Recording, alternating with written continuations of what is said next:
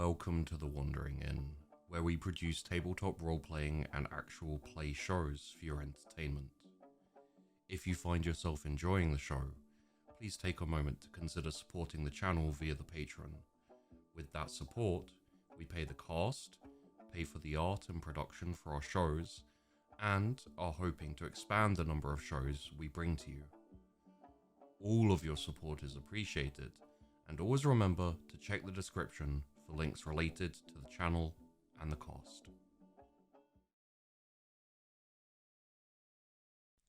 Welcome, pull up a pew and get comfy, the show's about to start.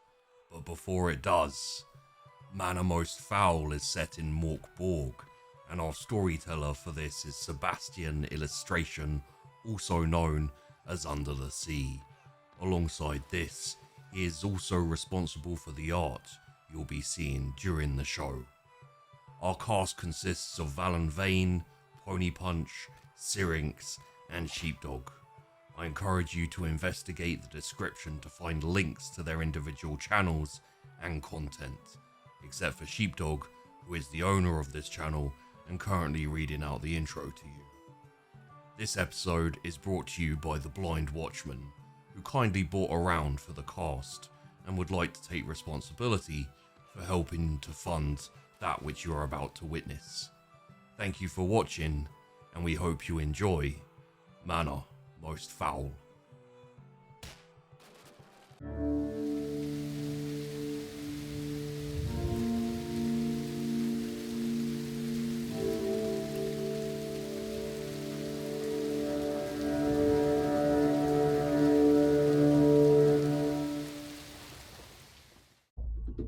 Welcome to MÖRK BORG, everyone. The land where everything is horrible. You are locked in this dark fort of terror and misfortune. You particular lot have recently come into trouble unlike any you've known before. You faced strife, you faced hardships, but now you face troubles that could send you all over the brink.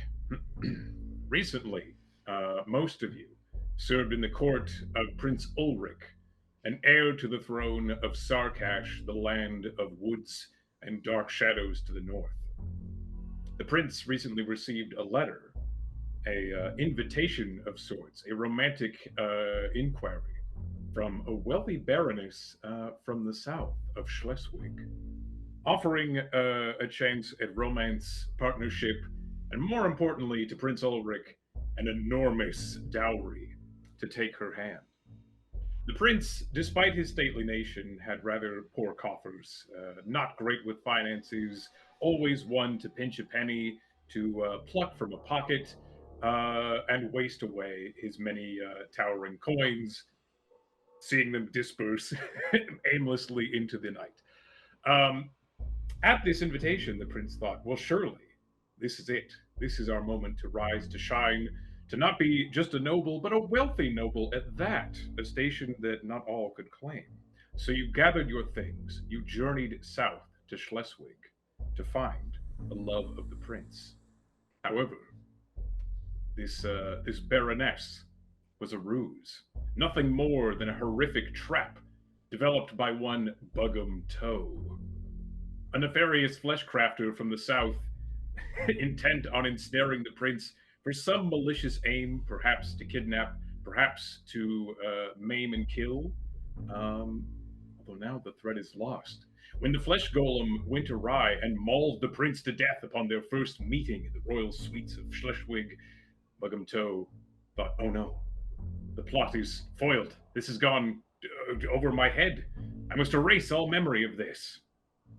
And so the memory was erased, along with a lot of other things. Buggum Toe, in a state of confusion, sort of awoke from a stupor in the royal suite, seeing a strange creature hobbling off into the shadows of the night through an open window and a dead body on the floor, mauled, bleeding, bruised, battered.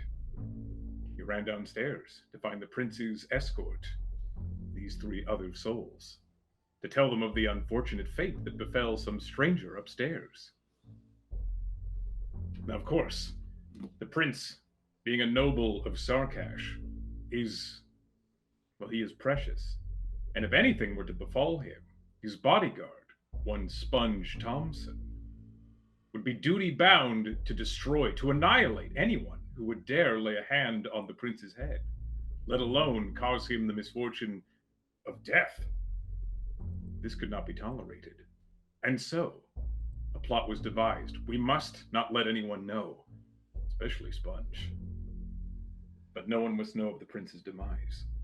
You gathered his corpse. You fashioned a makeshift way to carry him about. You made your way north to the lands of Galgenbeck to seek sanctuary.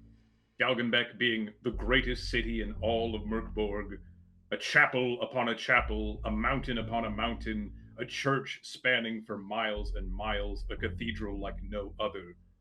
Here you have taken sanctuary, refuge for a moment, to gather your things, to plan for the next steps ahead, to figure out how to piece together this horrid situation. So, who are we, these unfortunate lot? Hello, I'm Sponge Thompson. That's me. I'm the security, the bodyguard of the prince. I'm glad that I'm the one that makes sure he stays fit and healthy so that nobody can come near him. Doing a Beautiful bodyguard. great job. Wonderful. Thank you. I pride myself in my work. I am Bugum Toe, and very unlucky man, just in the wrong place at the wrong time, and coming along to make sure that essentially I was brought along against my will because I was witness to a horrible crime. Innocent bystander, and I'm just going along because some of these people scare me, and I'm not really sure what happened. I'm hoping to regain my memories of that horrible day. Yes, you have forgotten much, but unfortunately you are privy to a dangerous truth. You Yes. know of the prince's demise, and should that get out, well, that would be a dangerous thing for everyone involved. We have to figure out a way to keep the prince alive in everyone's hearts and minds and vision. I'm Svint, the prince's spiritual advisor. I am the devotion incarnate for the void, and I am here to make sure that the prince never loses his way. Yes, Prince Ulrich was very open to all manner of spirituality. Anything that could promise him wealth, fame, riches, glory, especially if it was as easy as prayer. He was very open and receptive to these things. His ear was always yours to be filled with strange whisperings. Although now the prince hears nothing. He is one with the void. Unfortunately, too soon. His time was not yet right. And I am known only as Gröten, the royal apothecary, to aid the ill, to make sure that these travels will keep the prince well and alive, of course. Doing a great job, Very sir. alive. Yes, where once your job was to keep the prince in as good a fitting health as he could be, now your duties are more to keep him from bloating, rotting, stiffening too badly as you trek north back to Sarkash. Your medicines can only do so much now. He has accrued the worst illness there is, being dead. And no amount of tinctures and herbs will do him good there. Still, there must be something that can be done.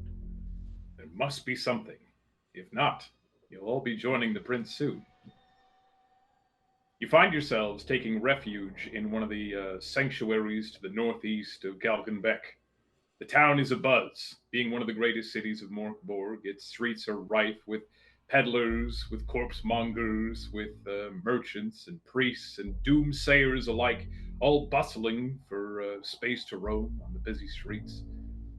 In order not to expose yourselves anymore, you hunkered down in a sanctuary filled largely with amputees, lepers, plague bearers, things of that like. A quiet corner where you can rest and collect your thoughts for but a moment. Church bells toll, priests sing out the many psalms of the apocalypse in the background, chanting endlessly the verses of doom that you know in your heart so well.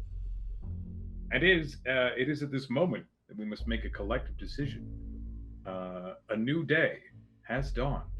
You must all decide on your apocalypse die, the die to be rolled at the start of each day to determine if a misery occurs. The in game doomsday clock, which brings the world one step closer to annihilation. What'll it be? I think we would start with like a D20 and then slowly but surely make things worse as time goes on. I think Delicious. those are the wisest words Sponge has said in a long time. That's not true. I once told you that sometimes it's nice to put porridge on the back of a rat. I would Yes. not count those words as wise. You've never seen a rat who didn't seem to mind. Very good for them, apparently. Yeah. As soon as you put porridge on a rat, that rat makes a lot of friends as the other rats come scurrying. And It's the consume fastest way the to make a other rat popular. He disappears in a very strange fashion. Well, 20 it is then. Great. 20 it is then. So be it. The die is decided, and it has been cast, and no misery will befall you this day. Oh. You say that now, but we've only just started. I feel like there's at least one misery here already. We're not gonna point fingers. No, I don't want to cut off.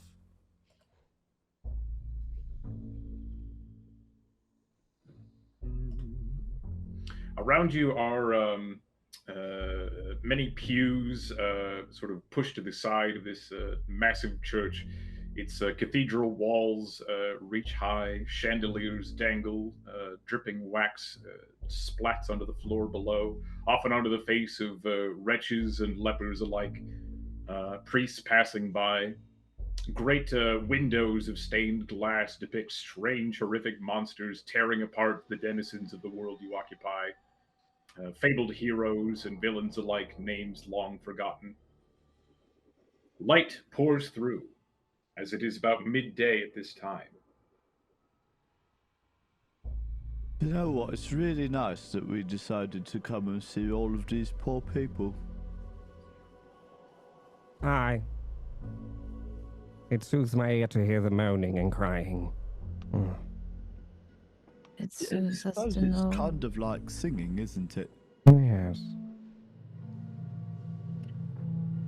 There is a certain rhythmic motion to the moans and wails of the damned, to be sure. Some of them spy the medicine boxes you carry and have been amply utilizing on the prince's very alive body. A few of them poke and prod at Groton's side. A particular leper lurches forward. Please, sir, please, his face half rotted and pocked. Please, sir, would you not spare an herb? I'm tending to the prince. Can I slap him? Absolutely. Away! He reels in pain and rolls off, and you see that some of the other wounded in the corner sort of shudder at the sight of it, and you can see them reconsidering also accosting you. I Themselves. I kind of scoot next to Groton and look towards like all of the people gathering there, like scuttering away from him, and I kind of like reach out like two hands like up into the air sort of and say like, "Fear not, everyone, because salvation will be yours, and you will all soon be a part of the void as well. You will find healing in there. You will not need anything else. Only the void will heal you." They seem rather excited by this, actually. A small gaggle of them starts to cloy around, and one of them hollers out, "This lady says she's got a cure in the void or something." And they gather round and sort of, "Tell us more, ma'am. Won't you please? Can we have some void now?" Yes, you will all find it. Do you want to be part of the void already? They all nod eagerly. Yes, ma'am, we'd love that. If there's health in the void, we'll take it. I wander over to the side of Svind and just say, just so you're aware, Svind, with so many people around, it makes the security of this situation very problematic. You're One right. of them might I try and forgot. touch the prince. You're right. Our priority has to be the prince. How dare. Of course, the prince is much more important to the void. Yes. I turn my tail towards them and like stride over to the prince again. I kind of like take up his hand, assuming that he's like visible right now and not like locked in. He's Yeah, sat I upon imagine his you have throne. him sort of propped in a corner on his Yeah. makeshift regal carrier throne. I Which, Sponge, can you give a brief descriptor of the mechanism you've constructed to carry the prince about?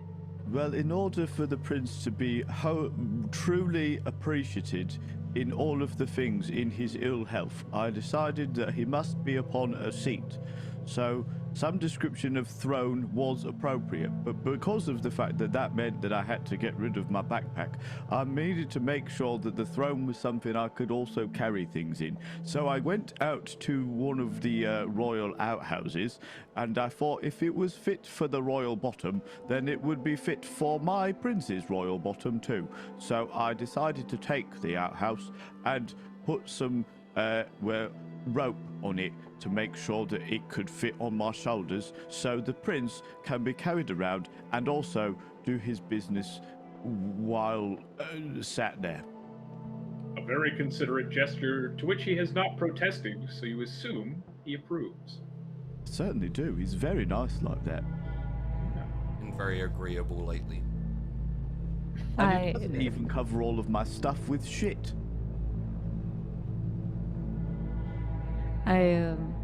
I take up like I pick up one of his hands, which has like rings on it.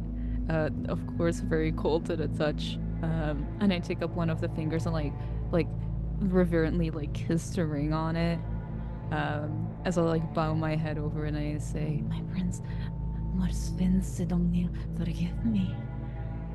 I should never have left you. Please, forgive me.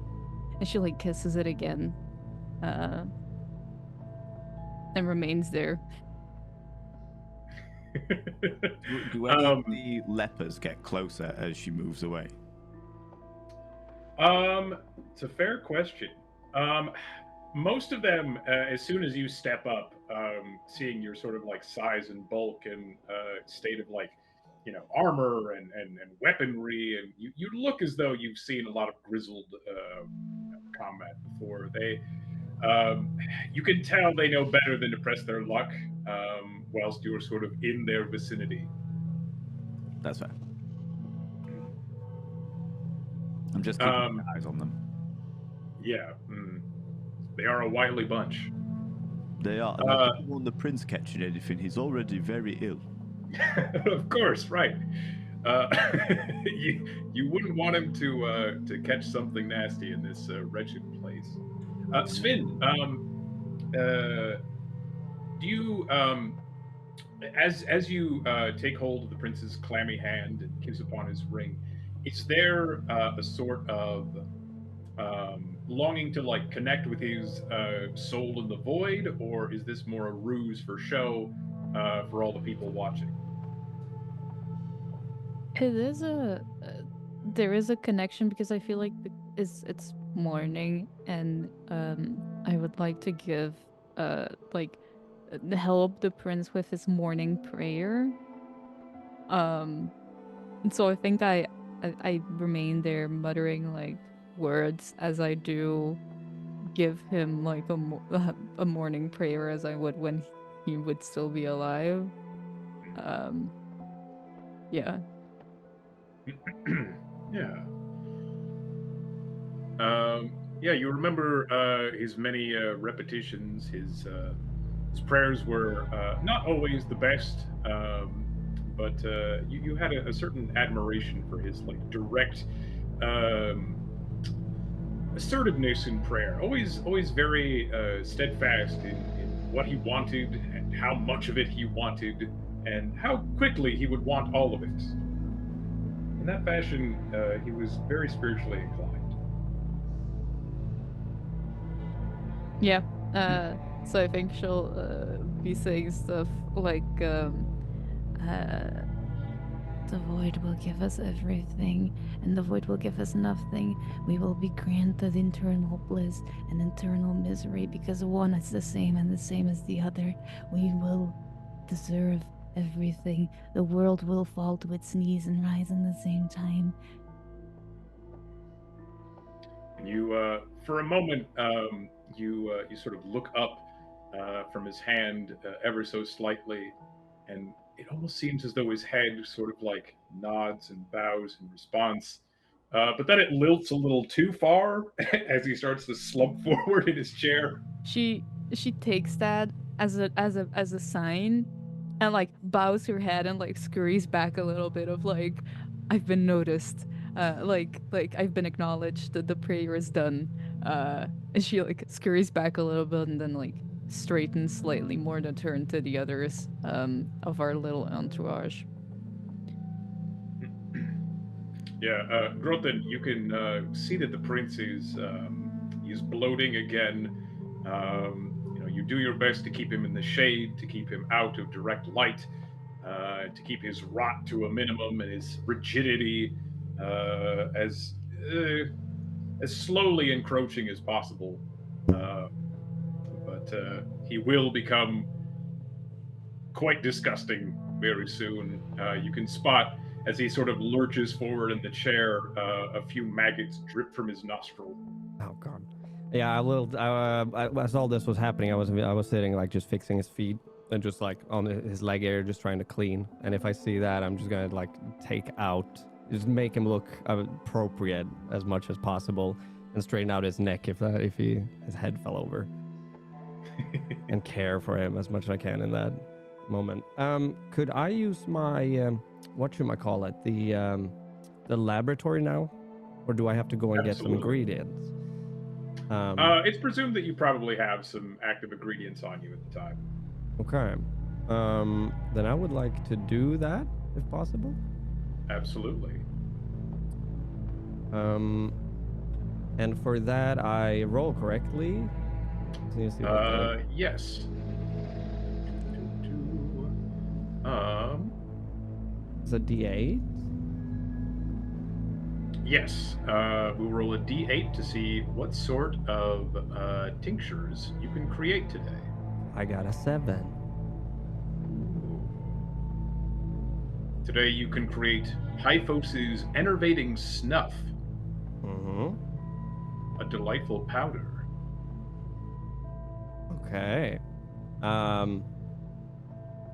Well, then I'll take, and I can make this however I wish, I guess. Well, roll a D8 again, because you can okay. make 2 different concoctions per day. Oh. Okay, that Let one. him cook, one would say. Let me cook. I got this. But yeah, 1. A 1. You can also concoct red poison today. Oh, good. And lastly, roll a d4 to determine how many tinctures you can create in total for the day. Okay. I got a 2. Exquisite. So you could make 2 of one or 1 of each. Okay. Well, then I would like to collect just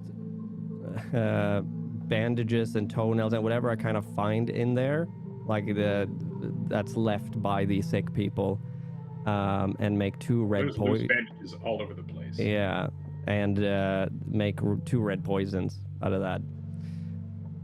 Marvelous. You squeeze the rot juice out of them into a little glass vial, and this sort of like horrid, swirling crimson ochre just comes dribbling out of it.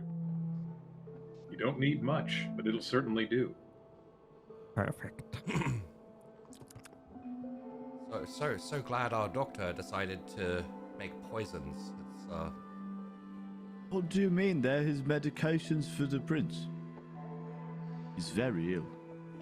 I think he's getting better. He was very talkative before we went to the wedding, and now he's all quiet. Yeah, well, when a wedding doesn't work out, you really do become introspective. Is this the thing that they call a broken heart? No, not necessarily. I think it's more looking inwards and wondering where you went wrong. Are you suggesting that our prince went wrong? No. I think things did go wrong. I'm not sure the prince himself actually did anything wrong, though. But, Groton, can you fix his heart? Of course I can. Oh. However, I'll need some time and less of your babbling in order for that to work. Thank the void. That's right, isn't it, Sven? Thank the void, yeah? We should get the prince somewhere that is more to his esteem. That's very true. It's very disgusting in here. Alright. Apart from you, Buggum, huh? you look real clean. It's weird. Yeah, you're grossing me out. Healthy life, happy life is what I think I've always said. So, Do you need me to smear a leper on you? you know, I think his prison is changing the prince. no, I think that's not true. How would you know? That's- You, who doesn't speak to the void like we do. No, that's... Sponge. Get a leper. No. We must cleanse him. No, Okay. I'm fairly sure that's not how that works. I I'm don't just going to grab the nearest leper. All right. You reach down into the nearest pile, and light as a feather, you pick up a person who is about half a person. They have no legs to speak of, sort of shriveled at the waist. Just sort of an upper torso greets you giddily. This sort of thin, frail, bearded figure. I've only got half a leper. Will half a leper do? I'm sure. Fantastic. Buggum, come here. I'm just going to reach out for him. The irony of you being called Sponge is not lost on me. What are you talking The leper hollers in glee. Oh, what a marvelous day for Scoonter. Huzzah. Oh, fuck, this one talks. He sort of I think all of them cloys talk. gently at your face. I'm just going to cast him behind me. There you go. You're a bit more mucky now. It's only presentable to be a little bit disgusting. Yes. Very. The leper, with surprising grace and strength, clings onto the straps where your backpack normally go, and sort of hobbles over your shoulder and whispers into your ear.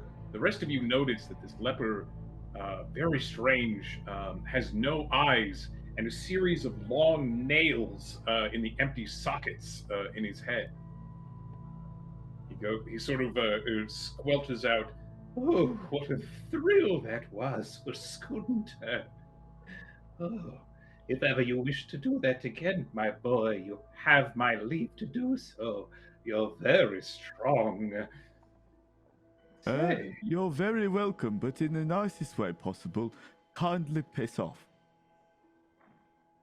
are you sure? Yeah, this is for the prince. You don't get to... No, not a check. I'm just going to grab him and throw him again. All right. Yeah, you throw him off. And he sort of Prince can sit on my gleefully, back.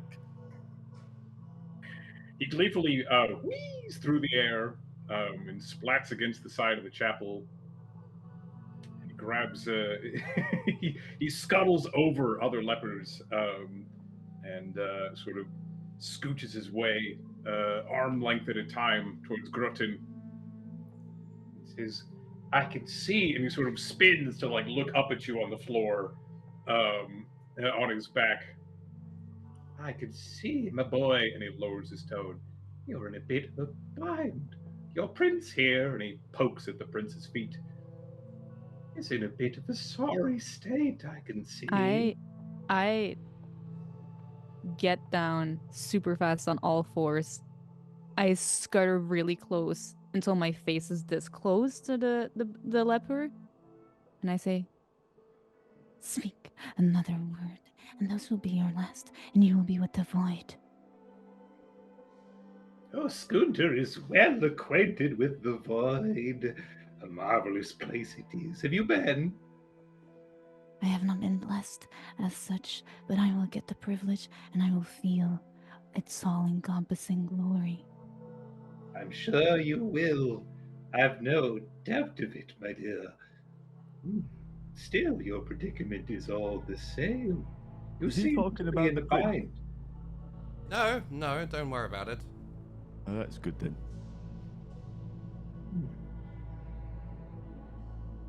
He lowers his voice even still, just sort of a raspy whisper now to those of you leaning over him. Yes, your boy here, your prince, as it were. He'll bloat and rot soon, you know. Won't last long, these herbs and tinctures and spices you apply to him. Oh, he'll be another rotting flesh heap in no time. I smack him. He giddily, like, delicious. Of course, yes. Another, if you please. We've heard enough of this vermin. Let's get our prince out of here, away from this disgusting place. Well, now, hang on. We're looking for a more permanent solution to our problem, yes? So, does it not make sense? Sponge. I What- saw something running outside. Oh, something running? We can... What? Do you need me to catch it? I can catch it. I'm very Yes. fast. We do need breakfast. Aye. Yes. Brilliant. I'm just going to wade through the lepers. Yeah, you sort of like stomp over them for the most part. Look after the prince while I'm gone. Aye. You barge out the front doors and out into the busy street. Now that Sponge is gone and I don't have to use code at all, I'll say, look, I know that technically speaking, I am not directly involved with the prince. However, I now have a investment here in things not being found out, because I believe that if that happens, then I'm just going to be dead. And he's like, keeps glancing at Svind and the really disconcerting like stare that's just like boring into him from her. So he kind of turns over to like speak majorly to Groten so he doesn't have to look at Svind, and kind of turns and says, so, I don't really want to die. That's my main priority here. And the prince is dead. This is a problem for all of us. For now. Yes, for now. Now, is she still staring at me? Aye. At that moment, a rat bites your ankle. I'm going to ignore it. I'm going to pretend it's not happening. Is she still staring at me? Aye, very much so. Okay. So I think if there's someone who has a possible permanent solution for us, we haven't come up with an idea yet. Even if it is this thing, no offense, whatever you are, but even if it is this thing, we should we should hear him out just in case. No, there are no stupid ideas. Is she still staring at me? Aye. Okay. But what makes you think this lunatic has any sort of aid to our predicament? I think he probably doesn't. But at this point, I'm really not thinking about anything else aside from stopping her from killing me and from stopping anyone else from killing me. Majorly, my concern is I do not want to die. Very well. And I'll look down at him and... Do you have a cure for death? Well, not on me per se, but I know where you can find one. And he reaches slowly, kind of eyeing the lot of you, making like slow, careful movements, nothing too quick. And he reaches into his long, scruffy, brushy beard, and he pulls out a small, rolled up slip of paper. He says, "A student of mine, long since passed, a wealthy and illustrious dabbler in the arts of various secret things. He had a remedy for such things, pesky things as death. Kept it in his vault of his estate, you see. Now long since abandoned, along with these magnificent treasures, I hear. I have a map here, you'll see, that leads to this place, right into the vault, beneath the manor itself, through a secret tunnel. All you seek and more you could find there. Riches, gems, coins, and a cure for death. And teeth? Oh, perhaps you will find many teeth along the way. The path does lead north through the grave fields of graven tusk. Many teeth to be plucked, I'm sure. Now, me and my state, I have no use for such things. Riches, what are they to Scoonter? No legs, no clothes to speak of. Just half a man crawling about. But to you, great use. Oh, very well. I'll just try to snatch it. Yeah, you do so with ease. Yeah, okay. Fine. Can I like read it? Is it like, can I just open it and understand exactly what's on there? Yes. You are one of the blessed folk who are mildly literate, you unfurl this like tiny, carefully rolled up piece of paper, and on it is a very delicate small map, which clearly leads north through Galgenbeck, through the grave fields of Graven Tusk, into a little mausoleum, and then a little path labeled Secret Tunnel, with a big X at the end, which says Vault. All right, well, perfect. May the void take you swiftly. Yes, of course. May it take us all in due time. If you would, you could do Scoonter a kindness in turn, if you choose. I already have the map. I since I'm still the closest to Gunther, I spit on my hand, specifically my thumb, and I go to his forehead and draw like an upside down crucifix with my spit. And I say, The void blesses you for your gifts to our prince. Oh, that's very gracious of you. And he sort of like dabs a little bit of it and.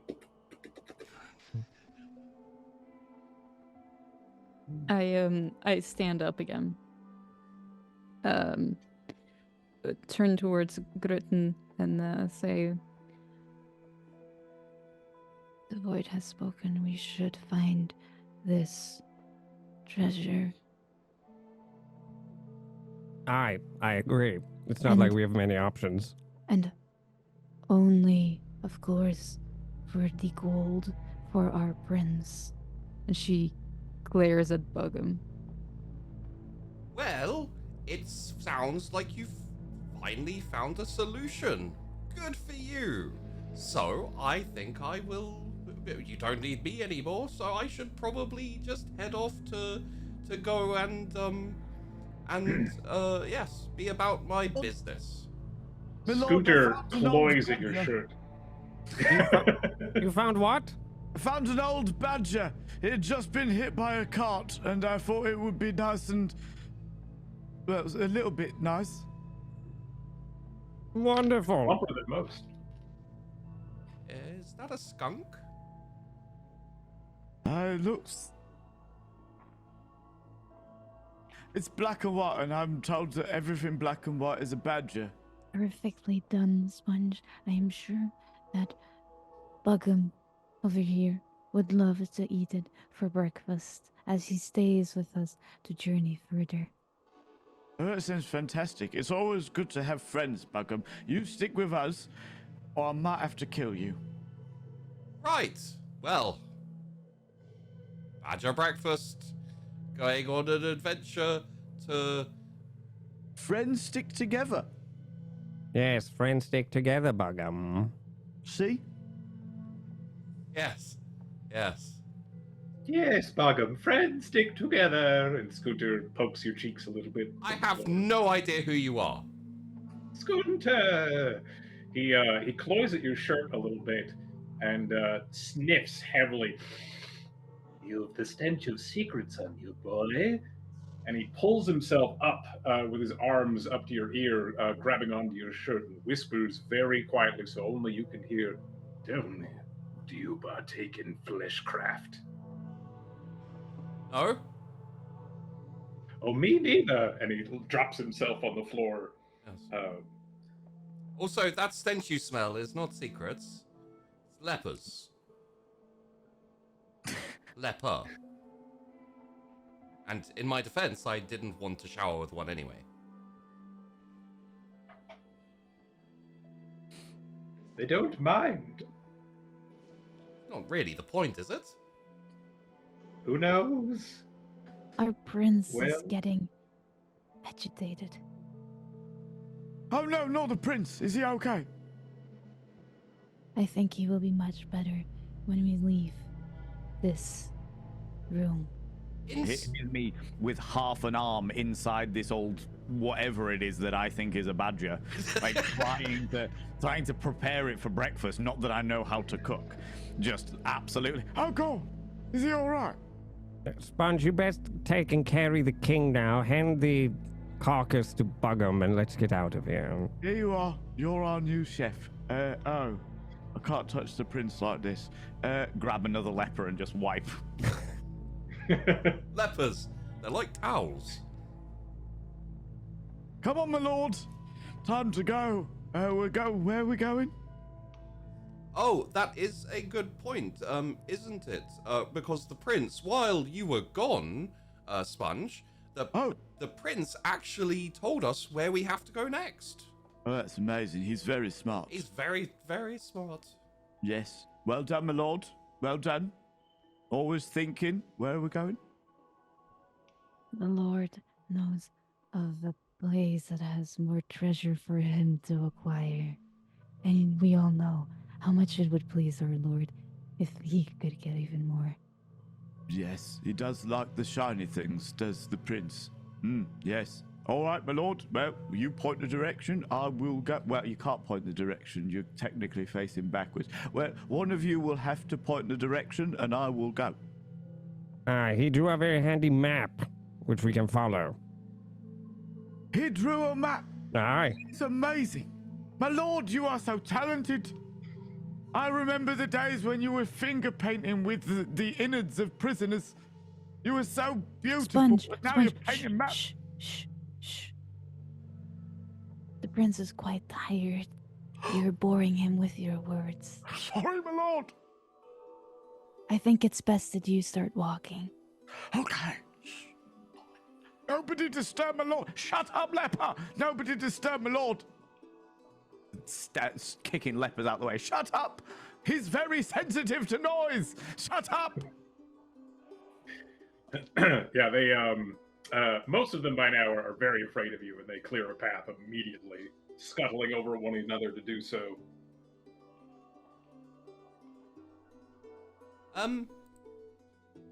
Gluten, I don't believe we actually told him where to go, did we?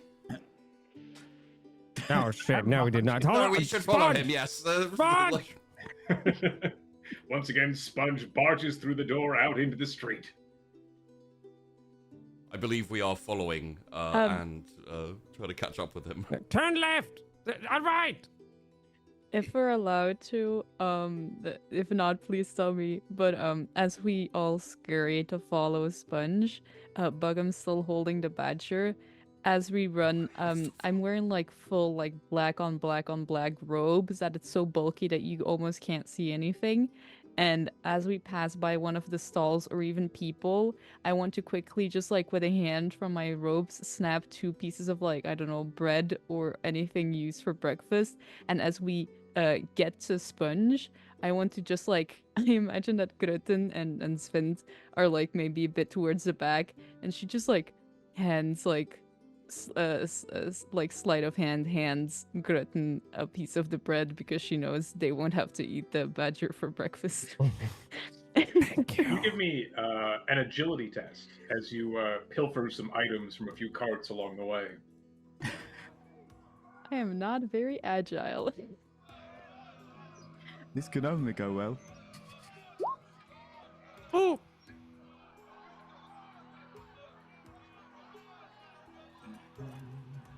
A 0? A big old 0. I'm not very agile. Oh dear. Wow. Yeah, you effectively like as a vendor who's sort of like selling their wares and dealing with customers, you walk up, grab a piece of bread, sort of like look at them to see if they notice. They do, and then you walk away. And as you sort of like step off and hand this to one of your party members, you can hear suddenly this like hollering behind you, thief, bread thief. So, hi, you've got to pay for that. I Bread don't grow on trees, you know. out of my robes, a rat scurries back towards the vendor, and will start like going around his feet, like climbing up its leg, like biting on his leg to distract him. Oh, all right. Your rat, your rat, immediately, it's like goes straight up his pant leg, and you can like see spots of like red crimson like appear through the thin cloth of his pants where the rat is biting viciously, and he hollers and screams and reels back, sort of, oh, rat witch! And we continue walking. Okay. Probably running, or a quick jog at least. Seeing as Sponge is like super fast compared to us, isn't it? Like Sponge is forging ahead, and as we're running, and I've got this kind of like badger, like, you know, kind of cradled to my chest. I'm like, I'm not even sure this is a mammal. This might be a fish, a very hairy fish. This is going to go horribly wrong as well, because Sponge is marching because that's what he's been told to do. Yes. He's marching, and every single time, like, Groten or somebody calls out a direction, he doesn't know his left from his right. Yes. So he is just turning a corner every single... The last 3 directions have been left, and he's gone up, left, and right each time. Don't worry, my lord. I'll get us there. Normally, the prince would point simply, but, in his current state of affairs, he can't be bothered. He's very relaxed. Best to reserve his strength. Exactly. He's got healing to do. Do you make any effort to recover your rat, or is that effectively lost down the bloody trousers of some vendor? I'll leave it up to your discretion. I would love for the rat to do that to distract, and then like do like little like whistles to get it back and stuff to like make it so that it can it essentially goes up, bites a few times, and then like leaves the trousers and like runs away as well. Yeah, it's a pretty clever rodent. They could be like homing rats. Like every day, they refresh if you use them because they like find their way back to you. My rat pool. You got a pool of rats. Every time you take a long rest, you regain at least one rat. Yeah. 1d4 rats. I don't hate it. But yes, the little varmint comes scurrying back under your cloak into whatever, I don't know, satchel it lives in. Imagine it like with little forepaws like hanging onto a belt and just hanging there. Mm-hmm. Yeah. Sort of like the pest equivalent of a Pokeball. You know, you have those like the belt thing that has like all the pockets for vials of like like potion vials, etc. It's one of those, except for every single one has a little rat like waiting to be released, like staring out. A bandolier of rats. Yeah, like just across your chest like Absolutely. a bandolier. Well, punk, was that 4 rats or 5? Don't make me pull out my 5th one. All right. Yes. So you all chase after Sponge, who is darting erratically left, right, who knows where, down alleys, through streets, basically charging past, over, around any and all strangers crowding the streets of Galgenbeck. And around you out here, it is very chaotic. Some of you have probably been to Galgenbeck before in your lifetime, and normally the streets are busy, but they are packed at the moment. There is some kind of pandemonium, not necessarily an out-of-hand, unruly pandemonium, but there is definitely more traffic than normal. The bodies in the streets are thicker, soupier than they typically are. And you find that the closer you get to the northern gate, the sort of like thicker and more congested the streets become.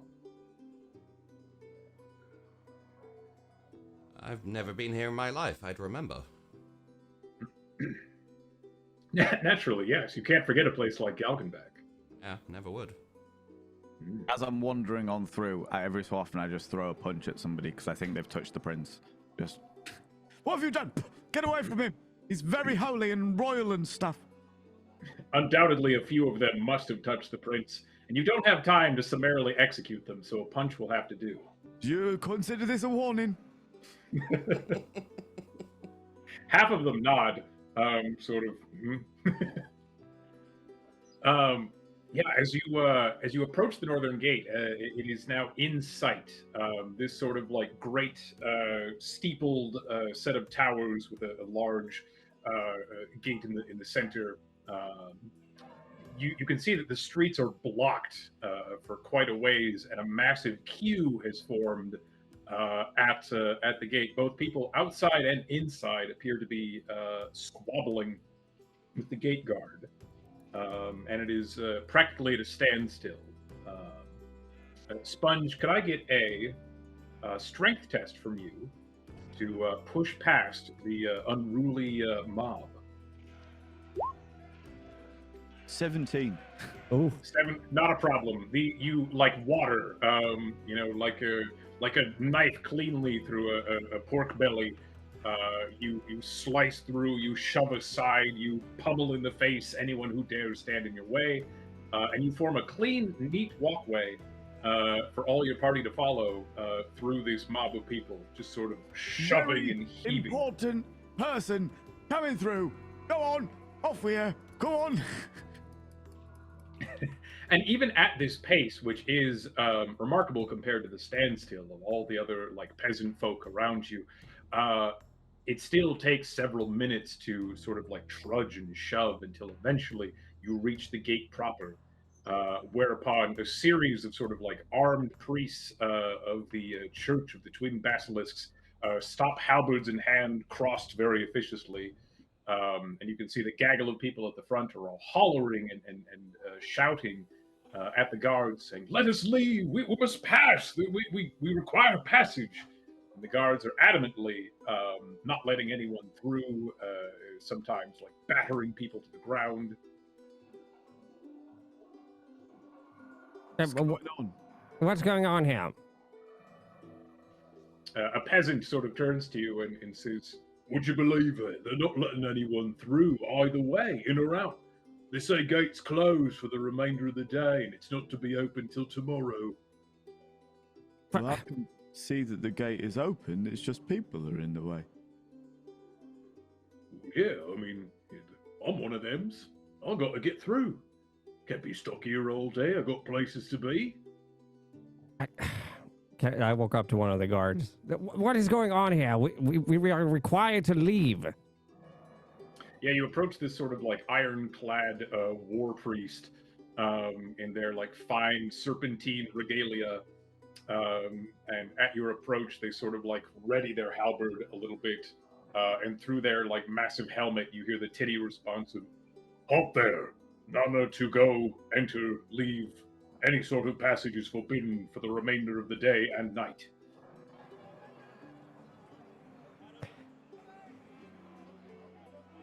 How about 5 silver?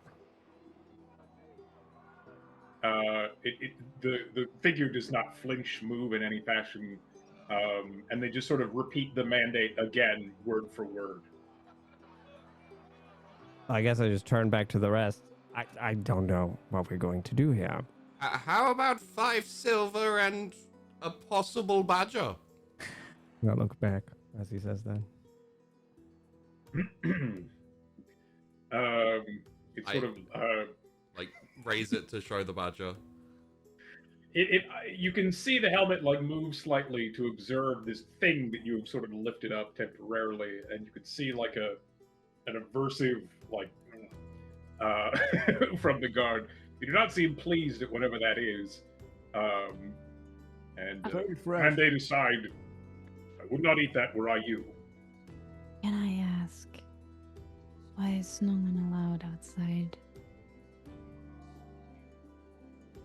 Well, you see, we have orders from the Temple High. The Archpriestess herself forbade it. So no reason. A reason need not be given for orders to be followed. Of course. Svind, who's the Archpriestess? Someone very important to the city. And of course we'll follow their every wish, as we should. Thank you for your answers. You aren't sure exactly. The prince is allegedly a noble. However, the Archpriestess does not claim any noble blood. She is merely... she does rule over Galgenbeck, but is not considered a part of the nobility.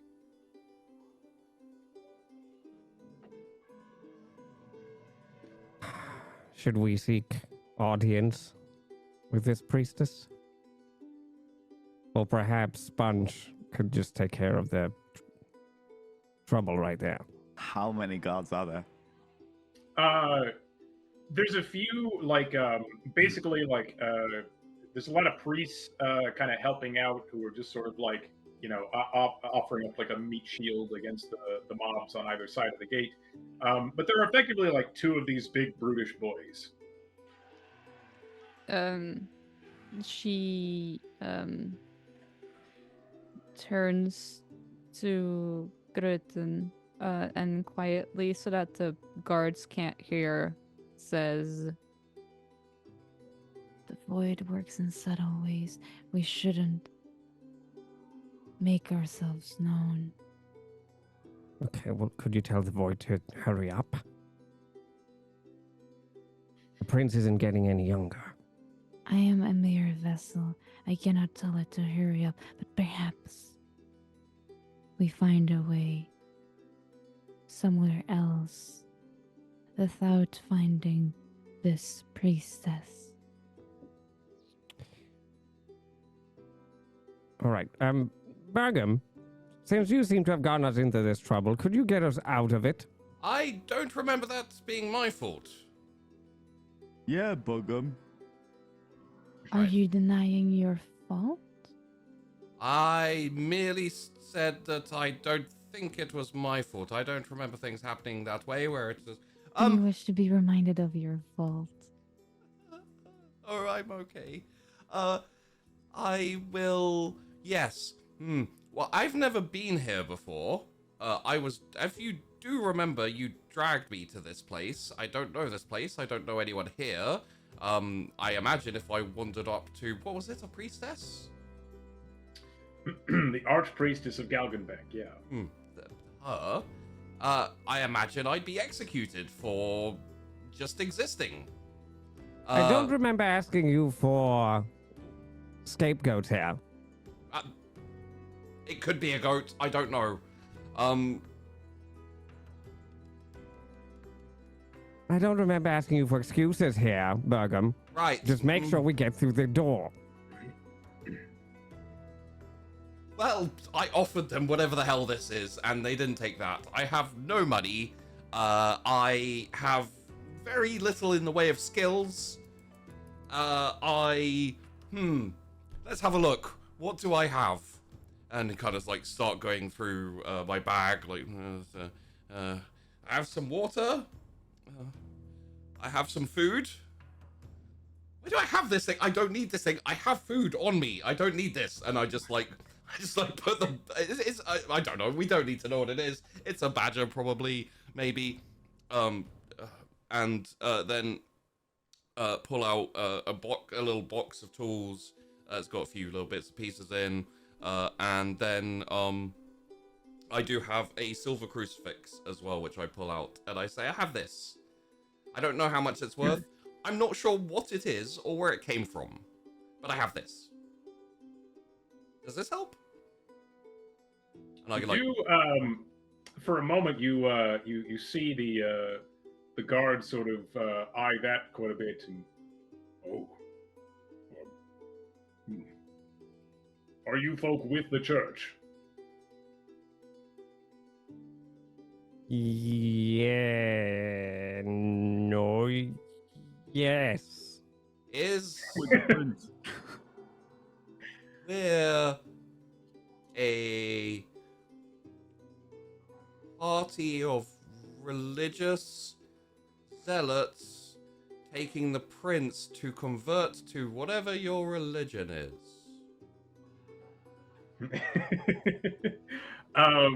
Sure, go ahead and give me a presence test. Oh, please don't ask me to roll. Oh, I rolled a 5, which is still better than a 0.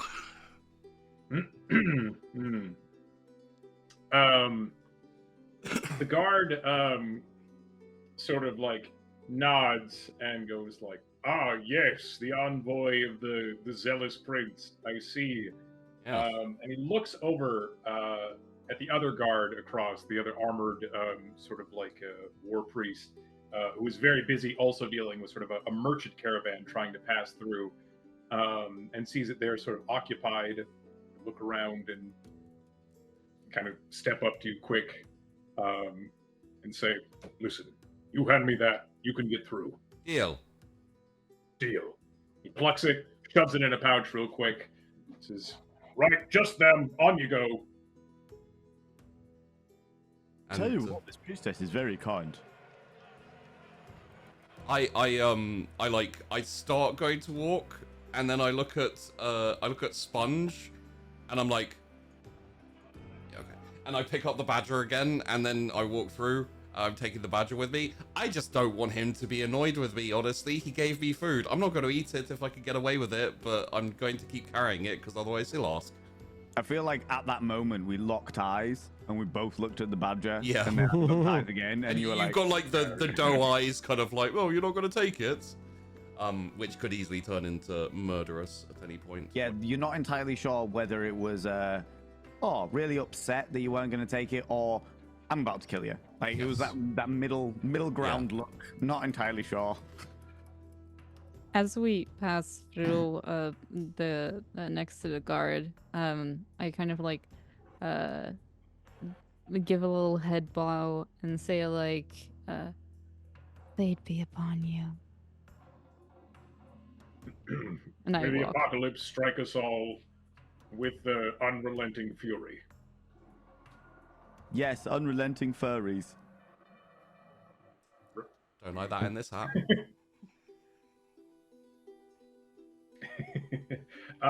So you are all quickly sort of like shooed through, and as a few people immediately behind you sort of holler about like, why them, why not us? The guard quickly cleaves one of them in half and hollers like, back the lot of you. Close one. I really hope that wasn't worth very much. I'm sure it wasn't. And then Buggum, like, kind of very, very reluctantly, but feeling like he has to, like, sidles over towards Sven and says, Sven, right? You may call me priestess. Okay. Priestess, I just wanted to clear something up. That crucifix was not mine. I've no idea how I had it. Nothing to do with me. Totally open to all the best religions and being converted, and anyone who's, you know, potentially going to burn me at the stake, I'm right down with whatever they are slinging. Don't worry about it. Of course, the void has plans for you in space. It will consume all as it will consume you. Right. Good. Just wanted to make sure there's no issues with the... And if you would ever threaten or displease the void, you would surely feel it inside of you, boiling up. I have no say in it. Sleep tight tonight. Uh-huh. I'm going to consume that badger. Oh. Good. Yes, you feel a bit of the void creeping up the back of your neck, perhaps. Maybe it's simply the chill wind as you exit the city walls of Galgenbeck. Or maybe it's a Across your rat face. tail. Yeah. Secret It's rat. just scurrying vermin. Yes. I just as a minor note, because we've been running around a lot, and you know, Buggum worked up a sweat. He has sweated off the leper and is now completely clean again, for no apparent reason. Yes, you are back to your hauntingly gorgeous, pristine self. Yes. Because Buggum, for some reason, has sweat that smells nice. Weirdo. What can you do? I think it's not necessarily that it smells nice, it just doesn't smell as bad as everybody else. It smells nice. Yeah, as in comparison. It might be comparable. It's true. Maybe I was born with it. Maybe it's Maybelline. Thank you.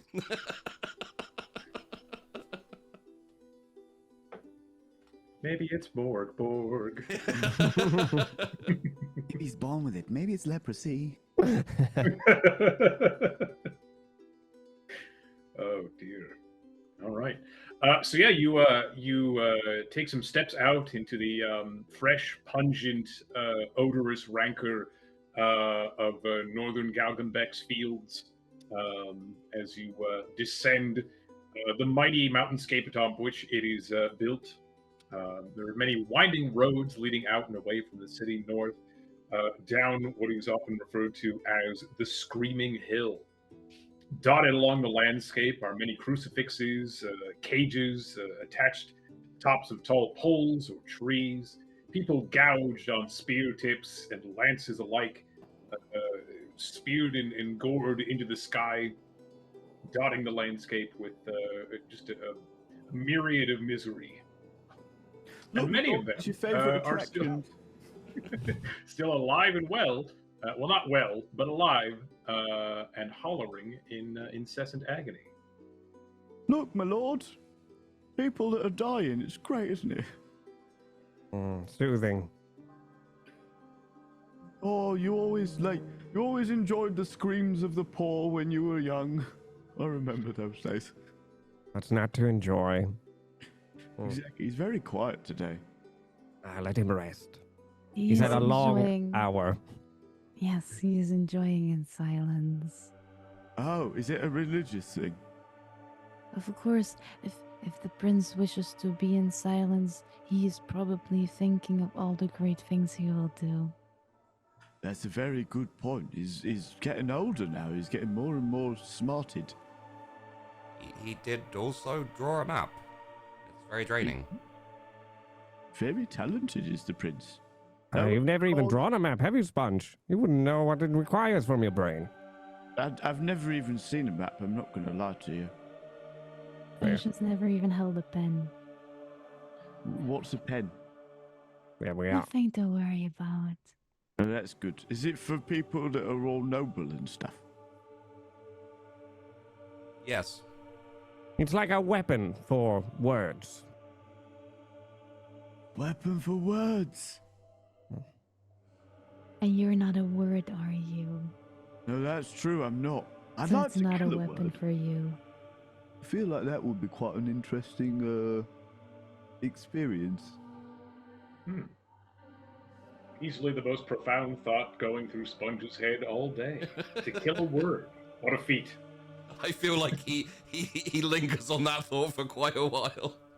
The slayer of words. He's trying to picture what a word looks like, and for some reason, it's starting to look more and more like the badger creature. Oh. Wait, you already killed that. I hope, otherwise I'm just carrying this semi-dead thing. Okay. Yeah, as you progress your way down the hill, various ravaged bodies in cages sort of rattle around, begging for aid, pleading to be released, squabbling for food, for water, for anything, begging for any shred of mercy that any passerby might spare. Are there any other passerbys?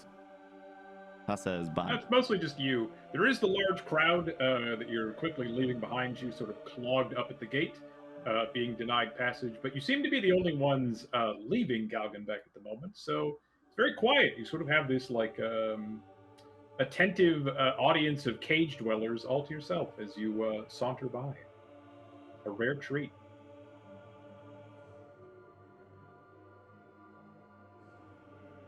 I'm assuming there's a lot of carcasses around, or just like skeletons in general, or skulls more. Many, yes. Most of them are slightly out of reach or inconvenient, being on crucifixes or cages or massive spear tips. But they are around in plenty. Okay. Yeah. Okay. Then I'm going to just try to collect the teeth as we're walking by, if possible. I don't want to stop the pace, but like that's the activity I would do as we're walking, is like collecting teeth. If I can possible. just imagine Grutton running ahead, pulling some teeth out as we all walk by, and then running ahead. I'll add to that. This is all like under the how would you say it? The reign of like the archpriestess and like for the two-headed basilisk, I'm assuming. Yes. This is all happening for them. All right. Yeah. Yes, absolutely. Then I think normally Svind would be like enjoying all of this, but knowing that it's for the two-headed basilisk and like for their glory and faith that this is happening, she'll like move in tandem with Grutton to the corpses they can reach, and she will with her meat cleaver get it out and just cut off their heads swiftly, because she's like, suffering can happen and suffering is good, but not for this cause. She doesn't want that like them to have dissatisfaction. Sure. Yeah, if you'd like to even take it a step further, you know that the Order of the Two-Headed Basilisks understands that the apocalypse is to be met with open eyes. That one is meant to face their destined doom and not run from it with cowardly, like taking of one's own life. Death is something that should be dealt to you, not something that you take on for yourself. And so, if you were to rob these people of their anguish and stab at people in cages or on crucifixes made to languish in the face of their demise, and bring it on early, that would truly be spitting in the face of the archpriestess. I think that's the goal with the corpses they can reach. So it's like a dark duo scuttering from left to right. Just scuttling back And forth. like their cloaks envelop a corpse for 1 second, and then they reach back and it's like headless and toothless, just lying there, and they go to the next one. Yeah. Look, my lord, Oh. your advisors are doing their thing again. I would imagine that Bugham's just standing there like, And like from time to time you can see a rat quickly catching up with them, and like they were nibbling on a finger or something from a corpse, and they like still follow. Mhm. Every so Delightful. often I turn behind us expecting to see that weird half a leper. Well, they say that you can catch leprosy, and I thought that that might be what they mean. Is just follow you around. oh no, that would be leprosy. That would be leprosy catching you. Sponge. Oh, yeah, no, that makes sense. That No. makes sense. Don't worry. There's no one following us. Well, yeah, they can't get out the gates. Those people are weird. Yeah. Go ahead and give me a presence test, Sponge. I am about as perceptive as a brick. Hmm. However, Wow. today, apparently, I perceive all things Well, with a 13. some things. Some things. This is the most perceptive the Sponge has ever been. His mind has been opened by the possibility of killing words. And Yeah, yeah, exactly. I have had a philosophical debate in my own brain, and suddenly I can perceive things. Yeah, you look back for a moment, trying to see if you caught leprosy, as it were. Just an odd sense, kind of like your warrior's intuition. You've seen many a combat, many a battle, and you feel your instinct telling you that there is something over there. And while you don't spot any following half-torsoed lepers or anything of the like, you think for a moment you see something fall out of a rather high drain pipe in the walls of Galgenbeck. Something human-shaped, sort of plop to the ground. Bugham, that was your name, wasn't it? yes. Yes. Can Yes? I ask, what do words look like? I believe they're sort of like scritches. Like scritches? What Yeah. does it look like? So you know when you like drag your finger in the mud Yeah. when you're bored? Kind of like that, except for they make sense. Right, so like a clump of mud. I think. Yes. I think I just saw a word fall down from the castle over there. The walls. Well, I'm sure there are multiple people and possibly words trying to escape at the moment, so maybe a few have found a way out. I don't think it's anything really to worry about, but keep What do you an mean eye. worry about? I want to kill one. Oh, well, I'm sure where we're going there are lots of words to kill. Well, that's all right then. I'm all for new experiences. I can already tell that.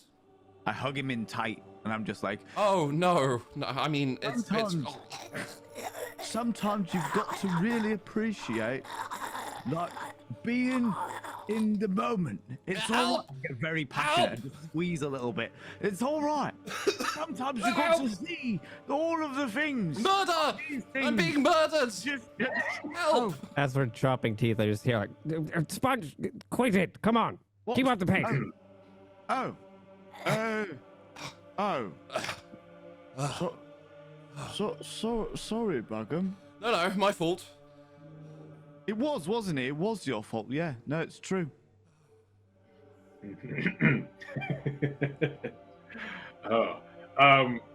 Yeah, you could definitely tell that if Sponge wished to, your neck would be snapped in an instant. There would be no... Sponge is, aside from a deathly fear of the other two insane people, I feel like I could get away from them. Or like, I feel like I have a chance. The thing that's keeping me here currently is Sponge, and the fact that he could snap me like a twig.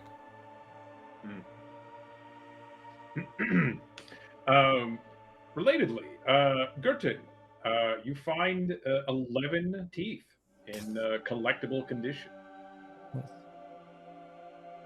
Man's an orc. Bag is heftier than ever. Perfect. I will start creating some sort of jewelry with them at the moment. Maybe a necklace. Delightful. You know. You gotta accessorize. Mm-hmm. When the end finally comes, you want to look good. All right. Does Leave he a beautiful corpse, they say. does he get to take his neck jewelry with him to the afterlife? Is that part of the deal? If the void wishes it to, it will give you some bling. I actually heard a rumor that Groton was preparing to take the teeth out of the Grim Reaper's face himself. Well, your words, not mine. That's what the scullery maid with no teeth said. Marvelous. So you make your way past the screaming beggars in cages and nailed to crucifixes. You listen to the dulcet tones of their moaning and pleading, and the crowing of the various birds and buzzards that peck the morsels of their flesh. Finally, you make your way to the bottom of the mountainous hill. You arrive at the beginning of Graven Tosk, an endless field of graves and mausoleums. The map shows that deep further north, there is a particular mausoleum. Written it says, seek out the mausoleum with the statue of the two angels defiling one another's wings. Therein you will find the passage to the vault. It says here that somewhere there shall be angels defiling each other. That's what we're looking for. Why would you file one another? That's what they do with hooves. I'm unsure. Do you see any angels about? I suggest we take a walk around, take in the fresh air. You can smell it, can't you? We're closer than we have ever been to it. Closer to what? Morte movire animandagere. I It don't. feels like home. And Oh. gonna sidle over to Groton and say like, I don't think she can see any angels at all. No, she's making up words now, but just leave her be. Okay. Yes, ahead of It's you, where you you lived, see... Is this where you lived? Who's that to? So it's Vind, because they said it's like home. Is this where you grew up? This, not quite here. Could be both. Oh, well, It was... reminds me of it. Oh, I see. I As see. a baby, I laid across those gravestones. Looked at all of the people suffering around. Oh. That makes no. I can understand the appeal. I'm certainly don't get any ideas, my lord. All right, you're far too young for any of this here. Oh dear me. No. The prince should enjoy being here as this. I am sure he will enjoy the quiet and closeness of it all. Oh, I see. Yeah. I don't know what she's talking about, but yeah, that must be something the prince enjoys. Yeah. I'm You sure trek he through, would understand. You trek through fields and fields of gravestones, crosses, mausoleums alike. All of them freakishly similar. It's like an unending, repeating, just land of death as far as you can see. You walk more, until Galgenbeck is but a speck in the distance. You are surrounded now by nothing but the dead. Until you can hear murmuring, shouts, hollers, speaking in the distance. Go ahead and give me presence tests. All right.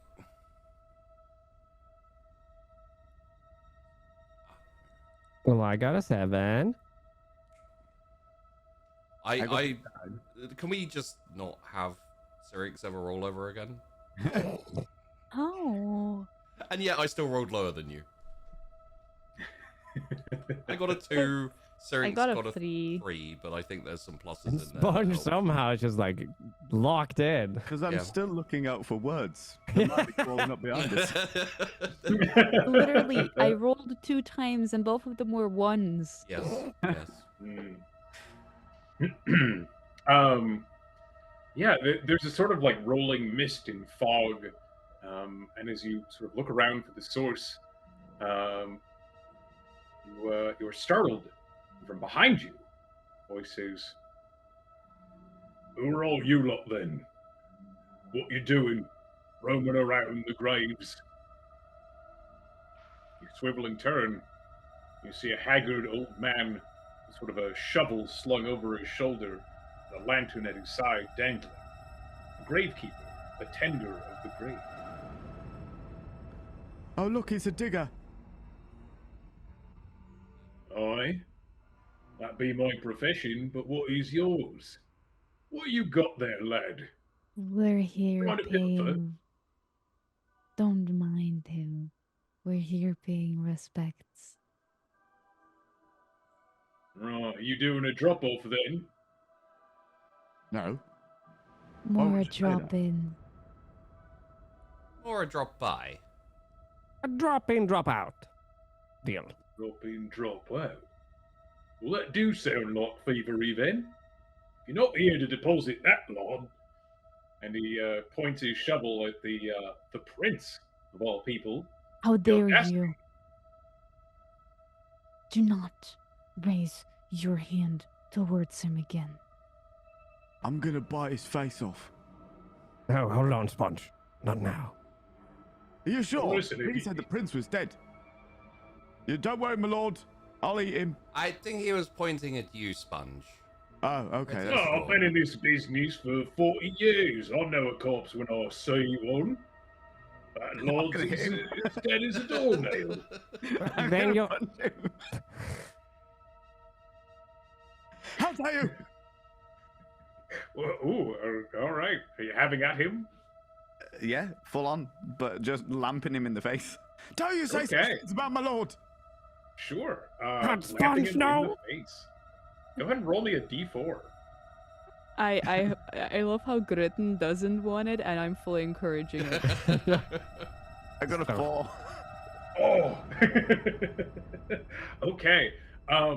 Yeah, you lamp him in the face, and the lamp nearly shatters from the impact, almost entirely busted. But so is this like old gravekeeper's face as he falls to all fours, blood like pouring out of just now this massive welt that's formed immediately on the side of his face.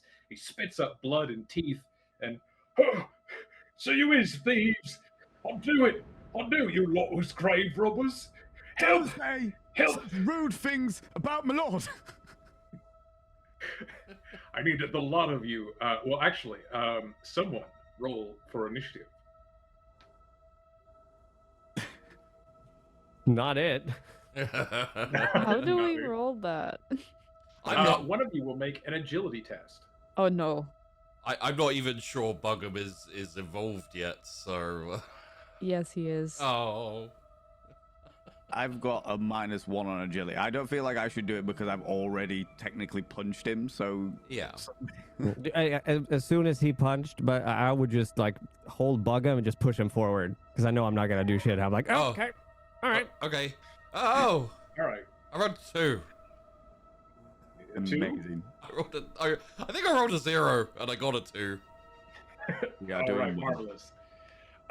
Yeah, so you shove Bug'em forward. You sort of like look back to Groton, unsure of what it is you're supposed to be doing, and before you can formulate a thought, you hear the voices of other gravekeepers sort of hollering as this man on all fours is screaming out, "Help! Thieves! Grave robbers! Pilferers!" And you can hear sort of like whistles blowing, and you can hear the sounds of shovels scraping, and lanterns which suddenly all point and descend in the direction of your group through the mist. And you spot as 3 other gravekeepers, shovels in hand, sort of like step forward from the mist. Okay. So I am in front of him. Then stop! Don't come any closer. I have my staff and I have my badger. And stop! Don't come any other closer. Otherwise, I'll unleash this beast upon his person. And I point the staff at him as well, just in case that helps. Okay, all right. Can I kind of wiggle it a bit to make it look like it's alive? Give me a DR10 presence test. Okay. Presence has always gone good for me. Ooh. I got 14. 14. Okay.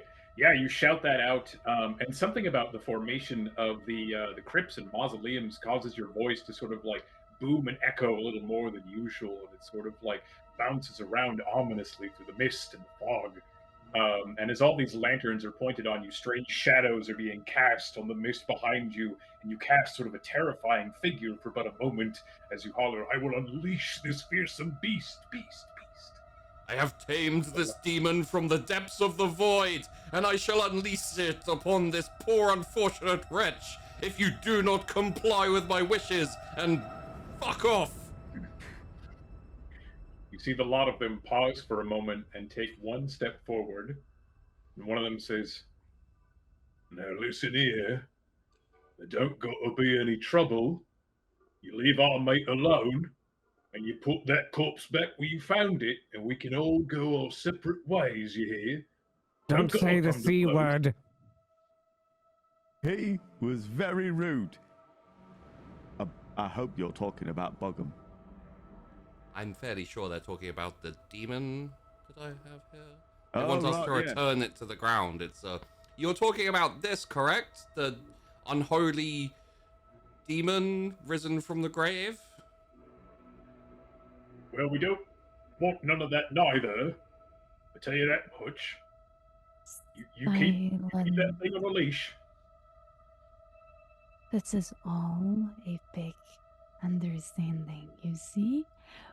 We were only here to pay our respects to the dead and the void that consumes them. Leave us be and never look or point at our prince again, and we are good. And you can have your comrade as you all peruse these lands of the dead and wait your fate, as we all should and do. I feel like I go up and stand behind Svind like the cowardly kid in school and go, "Yeah." That's right. Sure, Sven, go ahead and give me a DR10 presence test. Oh no, don't make Cyrix roll. Oh, this is where the You luck can do it. changes. We believe. Get a There we 1. go. I dare you get a... Oh, there we go. 21, baby. Phenomenal. All right, one of them lowers his shovel, puts out sort of a cautious hand, and right. We tell you what, we grab our man there, you leave him be, and we leave you be. But we don't want to see you lot roaming round here no more.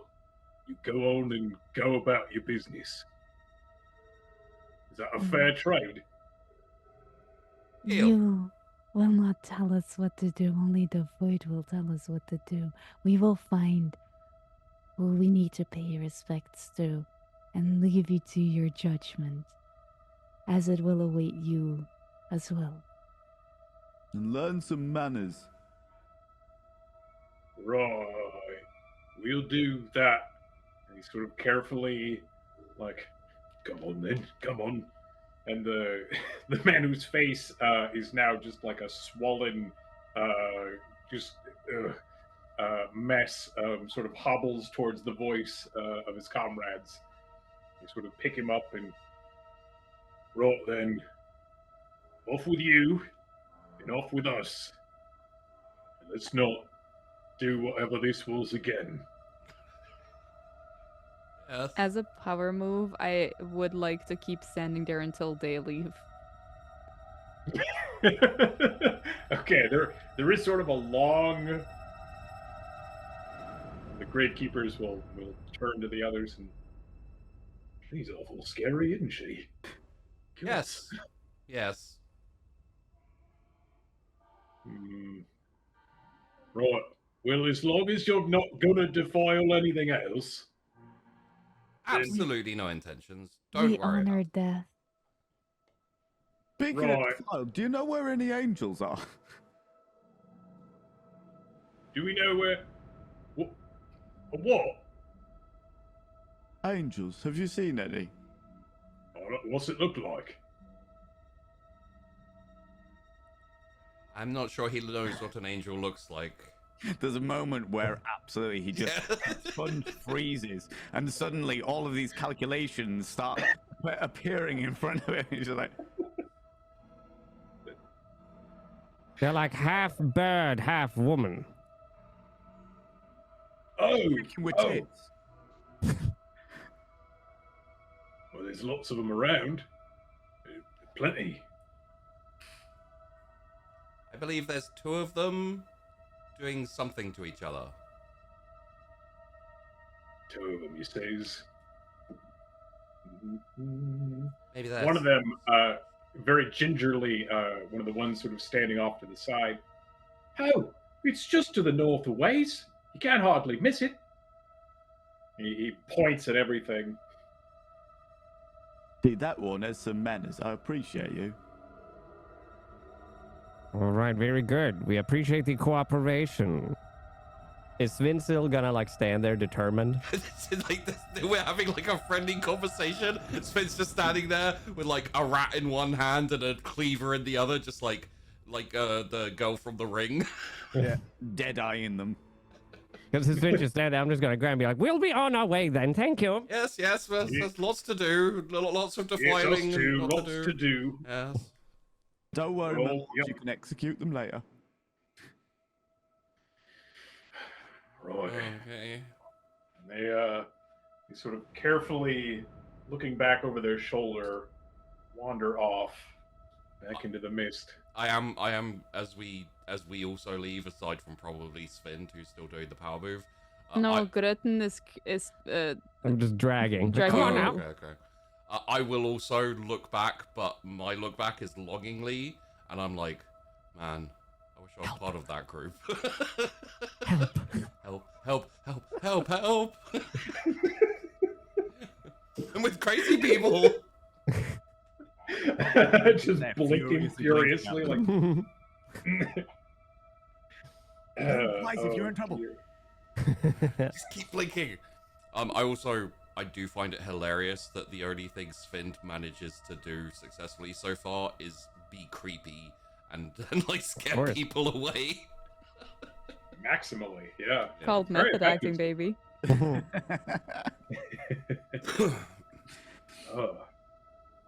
You trudge away from the scene in the direction of the Gingerly Point, and it does take some time.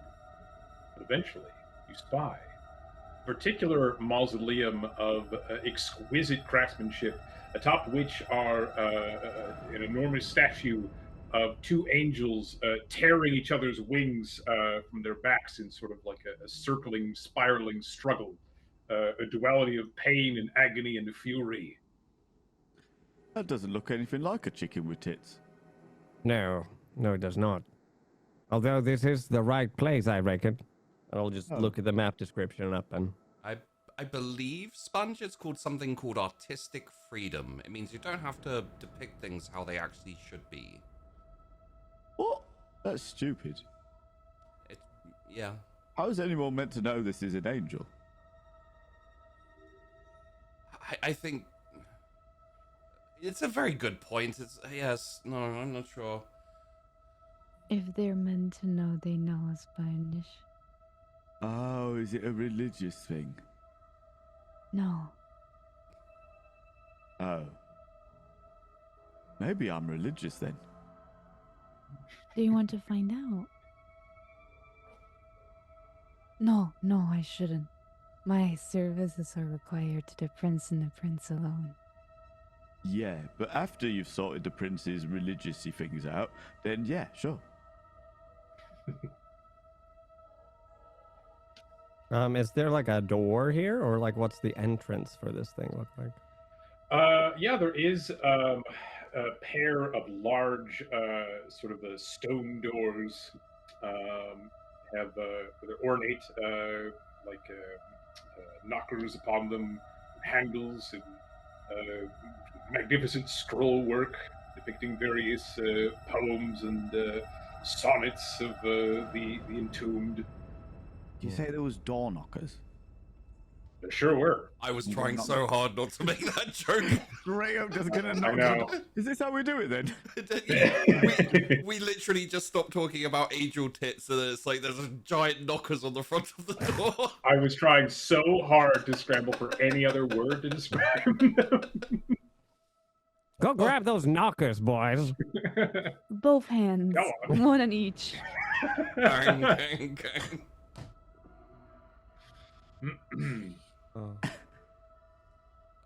I don't want to approach the knockers now. The knocker just looks like a chicken. I think it's too late for that. I think both of you said you were approaching at the same time, so I think your hands touch. Our hands touch on the knockers, yeah. Oh. Open the doors, please. Oh, yeah. Oh, yes. Knock. Hello. Is anybody here? You knock, and there is a resounding thud, but no reply. Nobody's home. Don't know that for sure. All we know is they're not answering the door. Oh. Well, Sponge, the prince just told me he'd really like you to open the door. Okay, there's no problem. Of course, my lord. Of course. Oh, I didn't realise it was your house. I am gonna scurry out the way as quickly as possible before he thinks I am a battering ram. Yeah, just gonna grab one of the handles, start pulling. Yeah, you heave it open with a great churning, stony, resounding echo that reverberates down sort of a dark set of stairs. I didn't realise to put stone on hinges. Sponge is just gonna get distracted by his own voice. Who's that? That. Someone's here! Yeah. Oh, God! Why didn't you answer the door, Tom? Shut up. No, you shut up.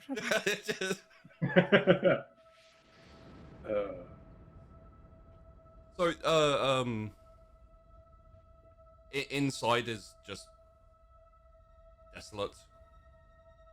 Descending stairs and darkness. Nice. Well, Get out my torch. Yeah, with the torch alight, you can see that the stairs, not too terribly deep, eventually open into some sort of large chamber.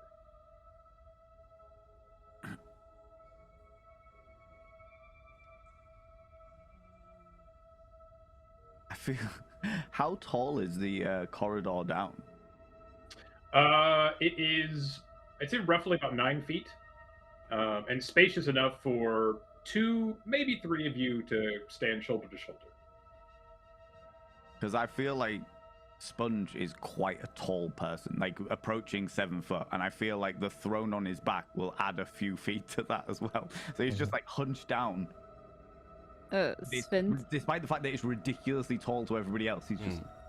Sven makes it so that Bugum is in front of them. So they wait until they pass and they walk behind Bugum. I'm going to hesitate a little bit before I go in this and start descending. If you hesitate, then there's a chance I touch you. You have to decide which one you would rather have. I think I pause for a second, but the second that you like start reaching out, I'm like, yes, let's go. Very good. Yes. Lots to see, lots to explore. Also, as I descend down the stairs, my badger is gone. It has disappeared at some point in the process from the graveyard to here. I don't notice that it's gone, essentially, but I leave that to you. There is a dead badger, or possibly a live badger. It might not even be a badger in the grave somewhere. So, At some point, Sponge just turns around and goes, "Bloody hell, you were hungry." huh? What do you mean? Well, you ate the whole thing. The whole what thing? The whole thing. Our prince I- requires silence. Shut up, Bugum! And you can hear the reverberation of just shut up. Yeah, you descend the stairwell, which opens up into sort of an octagonal chamber. At the center is a sort of like a exquisite sarcophagus inlaid with I don't know, the visage of some dead guy. The wall to the left is inlaid with a bunch of sort of shelves covered in urns. A doorway to the right stands open to another sort of darkened room. And at the far side are 3 large towering statues, which go from floor to ceiling. One of sort of a grim reaper, one of a sort of devilish figure, and one of a very lanky-looking cherub. Ah, Keith. Now's your time, Groton. Pointing at the Grim Reaper. It's a bit too high for me, and we are looking for gold now. And that is made of stone. I guess it doesn't really count as teeth. Yes, it does not make for quite as nice of a jewelry. I can't carry Looking this upon big them. box and the prince. Symbolizes the points to the sarcophagus. I can't carry this big box and the prince. Oh. Sven, do you have any idea what this means? I'm just kind of pointing around at all the like kind of religious looking stuff. And also not looking directly at her. So there's a sarcophagus in the middle? Yes, it's sort of like carved out from the floor itself, and sort of jutting out in the center of the chamber. I believe it's the tomb of some dead guy. A fair assumption. Yeah. Can I walk closer to the sarcophagus and like walk close enough to study it, and then behind it walk past each statue to just look at it, see if there's any writings anywhere, and kind of like feel the place out in a way. Certainly. I also believe go ahead that and- yeah. Go ahead and give me a presence test. 14. I also believe that for Sven, being close to death in a lot of ways is also like it's part of the void and stuff. So, yeah, they're happy to be here. Cozy, yeah. Looking around, you see that the sarcophagus largely is just sort of like an ongoing litany of like, here lies like, I don't know, some dead guy. He was really cool. He did so many great things. Wow, he was the best. Everyone loved him. He had no faults except dying. But that probably wasn't even his fault. And if he did die because of his own actions, it was really cool. Just a great list of what a hero he was. Around the statues, there is a small sort of like ribbon, the brief poem in sort of odd dead language that you do happen to read, which spells out, "Shake hands with death and enter."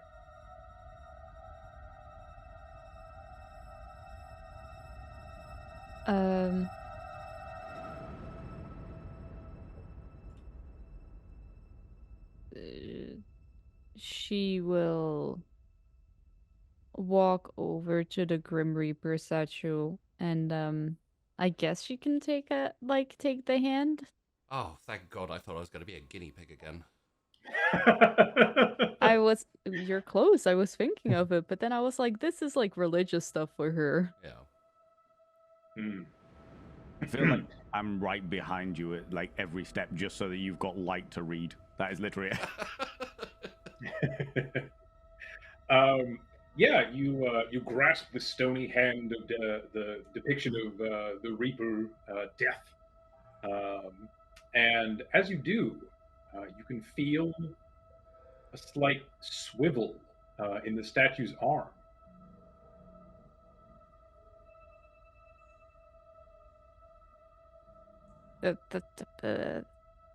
Can I pull it or push it? Yeah, you give it a yank, a hearty handshake, and there is a resounding click sound, and the statue begins to descend into the floor, revealing behind it a sort of rough-hewn earthen passageway.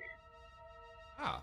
Dust, cobwebs, and just the ancient smell of rotten death come pouring out from this vacuous tunnel. Ah. Vocazione minanes odio. We have a way to go. Vind is a statue whisperer. Yes. Aye. Should we just ignore the symbolism that we're going to be descending into death? Like Come now, come. Okay. Spade just giddy with delight, like death hole, death hole. No. Come on, bug 'em. After okay. I will descend into the hole of death. Words I never really wanted to say, but then again, I also never wanted to say I'm holding a dead badger, so. You're not holding one. All right. Off I go. All right. The tunnel is only wide enough for one of you at a time, so you will need to go single file.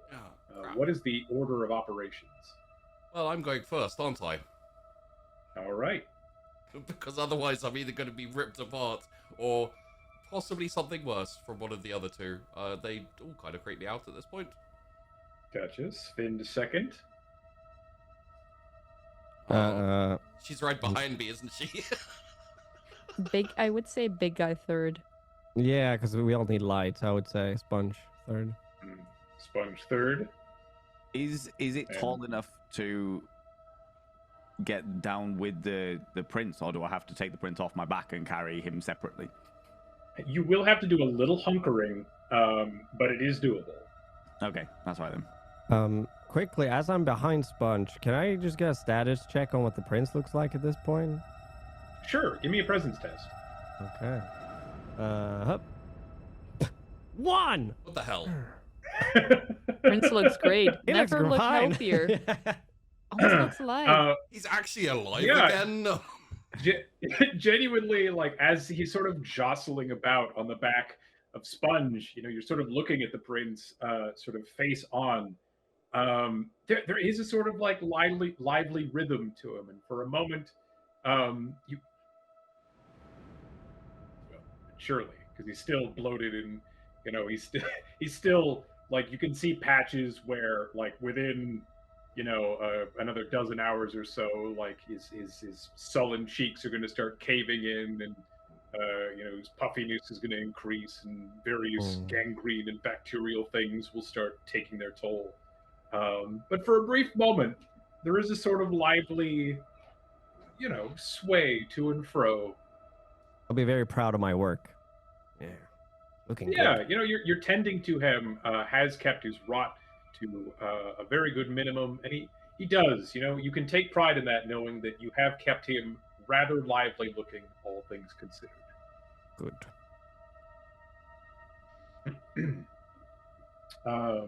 The tunnel begins with some sort of rough stonework here and there, girders, beams made of large, like wooden hunks, kind of keeping the cave in a fashion of like technical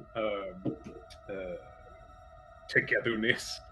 But after a short while, just less than a minute even, you can see that it becomes just sort of like rough hewn earth, very little in the way of like structural support, just kind of dirt heaved around to form a tunnel as this sort of slowly descends into the earth.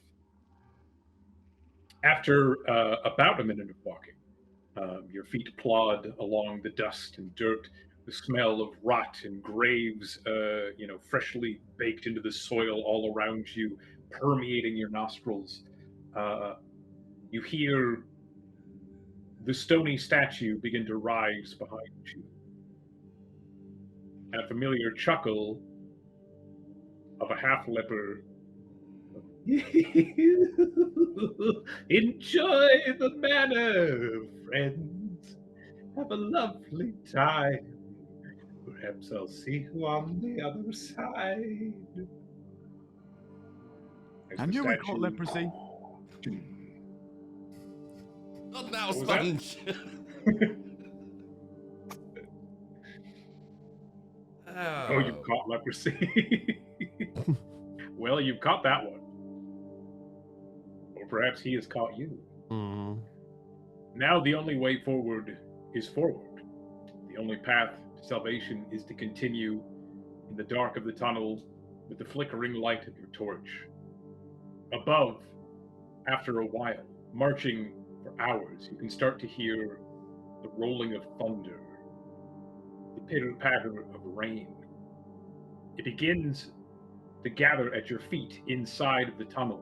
Your shoes become sogged, your feet become wet and damp. You slosh up to your ankles and then to the mids of your shins. Too far along now to turn back. The only way has to be forward. Eventually, as the water is rising nearly to your knees at this point, halfway up your legs, you smell fresh air.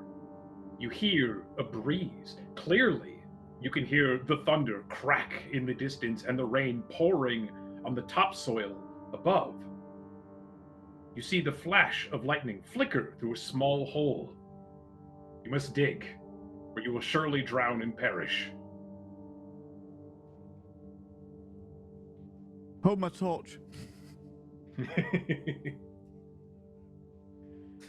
You scramble, you take fistfuls of soil, wet, sopping. It starts to give way and opens to an airy, strange, opened, almost sort of a grave in and of itself.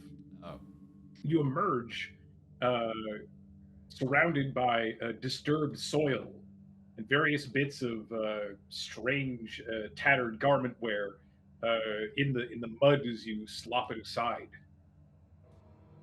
Now you see the fresh, open air all around you, pouring down upon your face.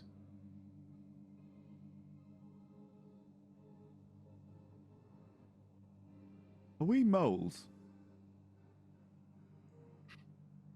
One just might think. We've arisen from death. Sure. Yes, we're moles. Wow. Didn't take long to get here. Acceptance. Can we get out and see where we kind of arrived? Certainly. So you you want to kind of just like hop on out, take a peek. Yeah. Okay. Yeah, you sort of slide your way up and out of the mud, and it is immediately apparent you are in what is the front yard of a large manor estate. To the north, there is a huge building, 2 stories, its windows glowing with warm ochre light. The lightning above flashes and illuminates to show that the yard is filled with graves, many of them in a similar position, opened, just spare dirt flopped around, holes in the ground emptied. Others, not so much. And off to a side of the yard, you see a hulking shadow, some sort of mounted thing skulking about, sniffing around the graves, waltzing.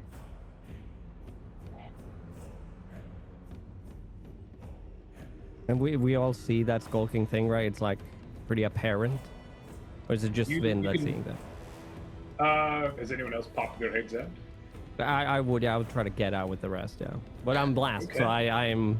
Yeah, I wouldn't try and push past Sponge. I feel like as soon as I get out, I would get the last bits of thing. I'll be like, "Are we moles?" and then climb straight out and put the prince down because obviously he got dirty and we can't have that. That's disgusting. Right. Sorry, my lord, I'll keep you pretty. Those of you, trying to like take scope of the situation. Eventually, there is an arc of lightning which strikes across the sky, long enough for you to distinguish the form of the thing prowling about the yard, sniffing at the graves. It is an enormous, knightly armored figure with a great two-handed battle axe, riding atop a boar larger than any you've ever seen. Flailing behind the knight is a cape made of severed hands, writhing, wriggling behind them. The thing seems to be prowling, searching, sniffing out at each of the graves. It makes its way towards your direction, slowly, the large swine sniffing at the air. Nobody move. I feel like I haven't even noticed. I'm too busy getting dirt out of the prince's hair or what have you. And he says, "Nobody move," and I'm like, Stay still. Is anyone taking an effort to hide? I'm just freezing because I'm assuming if I move, it's gonna hear it. So I'm like, I would say it depends how far away it is. Like, if it's moving in our direction, then as long as there's a possibility we could hide, I would like to attempt to hide. But if it's just very obviously too close and would see any type of movement or hear us, then it would be a freeze. The yard is rather large. It's quite open and spacious, and this thing is much closer to the house than you are. I would say it's a good, easily 40 to 50 feet away. In that case, I try to hide. All right. Jump You into a duck grave. down back into the hole. Well, my thought is by the time we see it, probably aside from Sponge, we've probably spread out a little bit away from the hole. Okay. So I would say, first thought, bush or tree, and get in it. But then I'm like, no, noise, rustle, bad idea. It's raining, right? Or it's like kind of crappy. It is weather. downpouring heavily, and as you search around for like bush, tree, something, aside from the various gravestones in this yard, all you see is an enormous iron gated fence covered in thick barbed brambles. Thick brambles.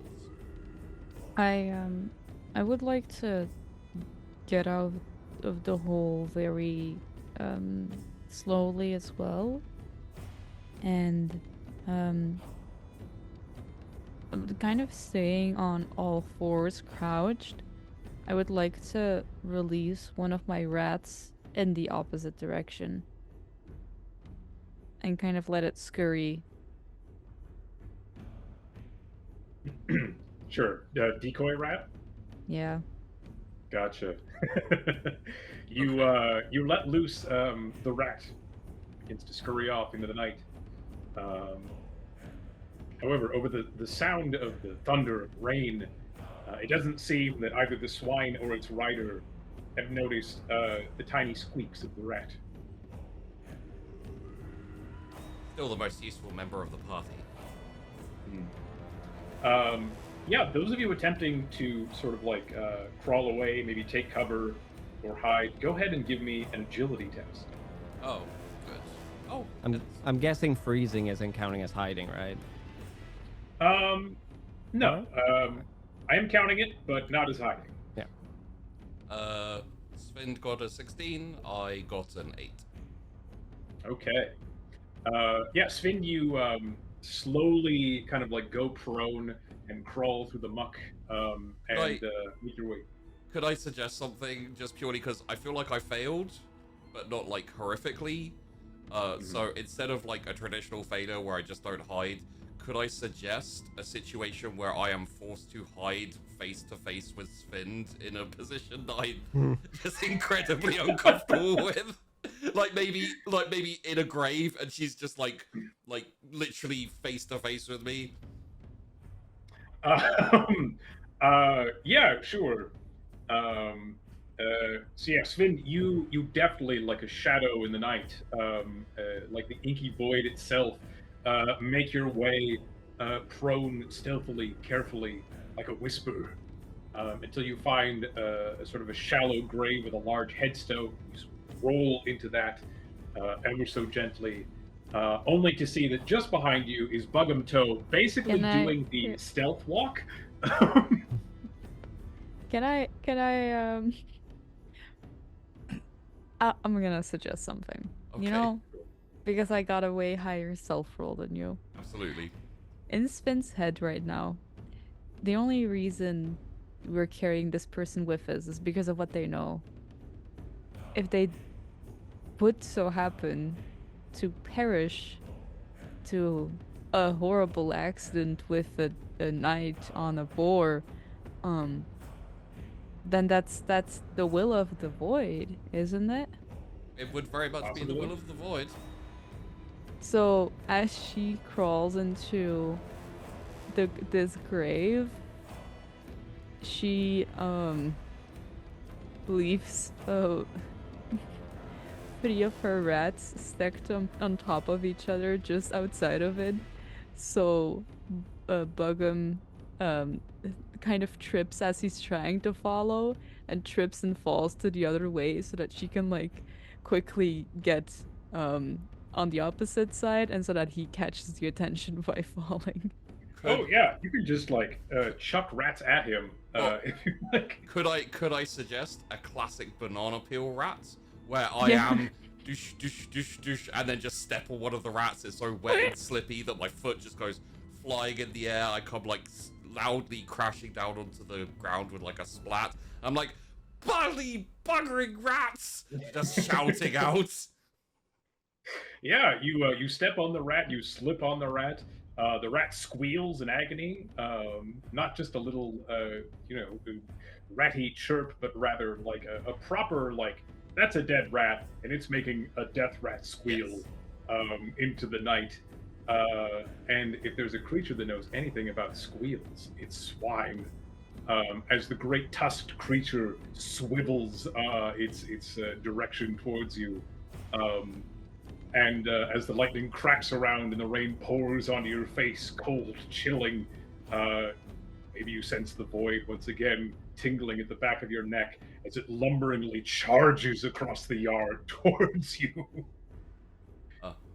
I would like to scramble up as quickly as possible and run in the direction that is in any way away from the from this swine, and just shouting, no, no, no, no, no, no, no, no. Yeah, you do so, shouting, hollering, trying to run from the swine, but you find no exit. You find no sanctuary. You get to the edge of the gate. The doors, or rather the gate itself, locked shut with a giant iron padlock. You rattle it, no, no, no! As the swine follows in steady, thundering pursuit, then skids to a halt behind you. You hear the loud snort, the hot breath of the creature in the air, and behind you, you hear a resounding voice call out, "That is a strange reaction, friend. Are you lost? The manor is that way." Like, spit around, like... Oh. Right. Which way is it again? It is exactly opposite the gate, to the north, on the far side of the yard. And the big knightly creature, axe in hand, sort of looks you over and... I do not recognize you, friend. Tell me, you are not one of his lordship's guests, are you? He levels his great axe just under your chin. And we shall leave it there for now. Welcome, everyone, to the Manor Most Foul.